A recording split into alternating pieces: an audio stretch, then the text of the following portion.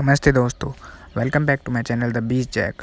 मैं करने जा रहा हूँ मैच नंबर 9 के रिव्यू का, जो कि था Mumbai Indians versus Sunrisers Hyderabad के बीच।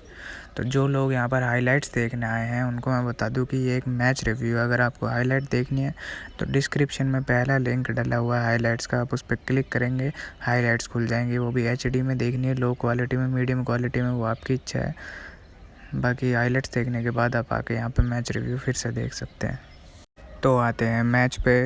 टॉस जीता मुंबई इंडियंस के कप्तान रोहित शर्मा ने। उन्होंने पहले बैटिंग करने का फैसला लिया, जो कि काफ़ी अनयूजुअल है। बाकी सभी टीमें टॉस जीत के पहले बॉलिंग करती है, लेकिन इन्होंने पहले बैटिंग करने का फैसला ओपन करने आए क्विंटन डिकॉक और रोहित शर्मा। क्विंटन डिकॉक ने भुवनेश्वर कुमार की पहली बॉल पे एक बहुत ही अच्छा स्ट्रेट ड्राइव मार दिया, बहुत ही ज़्यादा अच्छा। डिकॉक के खिलाफ एक बहुत ही अच्छी बॉल डालकर भुवनेश्वर कुमार ने एम्पायर से अपील करी, लेकिन एम्पायर ने मना कर दिया। फिर उसके बाद रोहित शर्मा आक्रामक बल्लेबाजी करते हुए रनों को पीछे छोड़ते हुए छक्के मारने पर लग गए और उन्होंने 2-3 अच्छे शॉट्स दिखाए। और क्विंटन डिकॉक दूसरी साइड से वो भी भावुक होकर अच्छे शॉट्स खेलने लग गए थे। तो उन्होंने फ्लिक में बहुत ही अच्छा चौका मारा और उन दोनों की 6 ओवर के अंदर 53 रन की पार्टनरशिप भी हो गई, जो कि काफ़ी अच्छी बात है, क्योंकि मुंबई इंडियंस की टीम में ओपनर्स में से एक ही रन बना था। लेकिन कल दोनों ने अच्छी शुरुआत दी। उसके बाद आए सूर्य कुमार यादव, जिन्होंने एक बहुत ही अच्छा छक्का मारा, जैसे कि हर मैच में करते हैं। आते ही शुरुआत में 1-2 इतने अच्छे शॉट मारते हैं, मतलब वो शॉट ही अच्छे मारते हैं। आजकल बुरे शॉट मारना ही उन्होंने बंद कर दिया, लेकिन वो ज़्यादा देर टिक नहीं पाए और एक बेहतरीन छक्का मारने के बाद उसी अगली ही गेंद पर विजय शंकर को अपना विकेट थमा बैठे। सूर्य कुमार यादव के आउट होने के बाद डिकॉक भी स्लो हो गए और उन्होंने मात्र एक बाउंड्री मारी उसके बाद, और फिर वो भी मुजीबुर रहमान के गेंद पर एक बहुत लंबा छक्का मारने के चक्कर में अपना विकेट गंवा बैठे, जो कि बहुत ही निराशाजनक है। क्योंकि डिकॉक से उम्मीद की जाती है कि स्टार्ट मिलने के बाद वो पारी के एंड तक रुकेंगे, लेकिन वो कल ऐसा नहीं कर पाए। कुछ ही गेंदों बाद ईशान किशन भी मुजीबुर रहमान का शिकार हो गए और जॉनी बेस्टो ने एक बहुत ही अच्छा कैच पकड़ा डाउन द लेग साइड। फिर पोलार्ड एक क्विक सिंगल लेने के चक्कर में सबसे तेज़ फील्डरों में से एक डेविड वार्नर का शिकार होते होते जस्ट बच ही गए बस। उसके बाद मुजीबुर रहमान की एक शॉर्ट पिच डिलीवरी को कायरन पोलार्ड ने 105 मीटर का छक्का मारा, जो अब तक इस IPL का सबसे लंबा छक्का है। लगातार विकेट गिरने की वजह से रन नहीं बना पा रहे थे मुंबई इंडियंस के बैट्समैन और हार्दिक पांड्या भी आउट हो गए थे।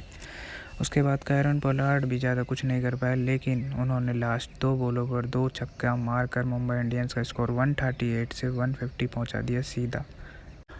भुवनेश्वर कुमार को कल फिर से मारा गया। जी हाँ, 4 ओवर में 45 रन मारे गए। उनको पहले मैच में भी मारा गया था और आज फिर से उन्हें मारा गया, जो कि एक बहुत ही दुखद घटना है। और मैं इसकी सामाजिक कोर्ट में शिकायत भी करूंगा, क्योंकि भुवनेश्वर कुमार जैसे बॉलर को मारना इस धरती पर तो अलाउड नहीं माना जाएगा। तो मुंबई इंडियंस ने अपने 20 ओवर में बनाए 150 रन 5 विकेट के नुकसान पे। डिकॉक ने बनाए 40 और पोलार्ड ने बनाए 35। और पोलार्ड के आखिरी 2 गेंदों पर 2 छक्के मारने की वजह से काफ़ी लोग मैदान में नाखुश थे, जिन्हें देख के मैं भी काफ़ी दुखी हो गया था। फिर मैंने अपने आप को जैसे तैसे करके संभाला और आगे का मैच देखा।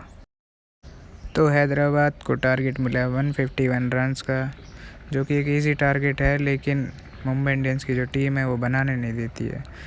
लेकिन बेस्टो ने और डेविड वार्नर ने बहुत ही शानदार शुरुआत की और उन दोनों ने कहा कि कठिन है तो है, लेकिन हम इसे आसान बना के फिर दोबारा इसे कठिन बनाने की पूरी कोशिश करेंगे। लेकिन जॉनी बेस्टो ने कहा जब तक मैं खड़ा हूँ तब तक तो ऐसा होने नहीं दूंगा।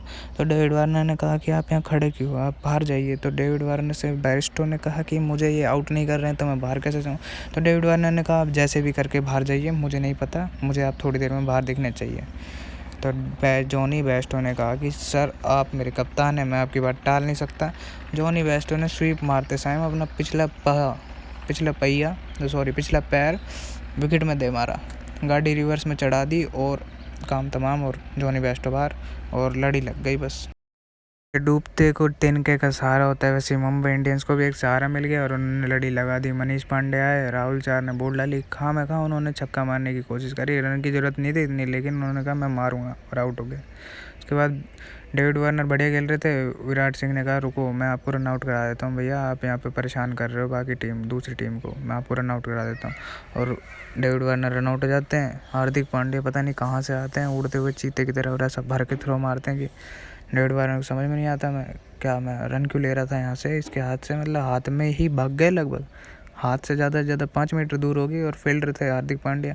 अगर फील्डर हो, मान लो पवन नेगी जैसा फील्डर हो जो फंबल कर देता है, या फील्डर हो रमेश पवार जैसा फील्डर हो, तो समझ में भी आता है। हार्दिक पांड्या, रविंद्र जडेजा, आपको पता है ये डायरेक्ट हिट में रन आउट मारते हैं, इनकी हैबिट है ये।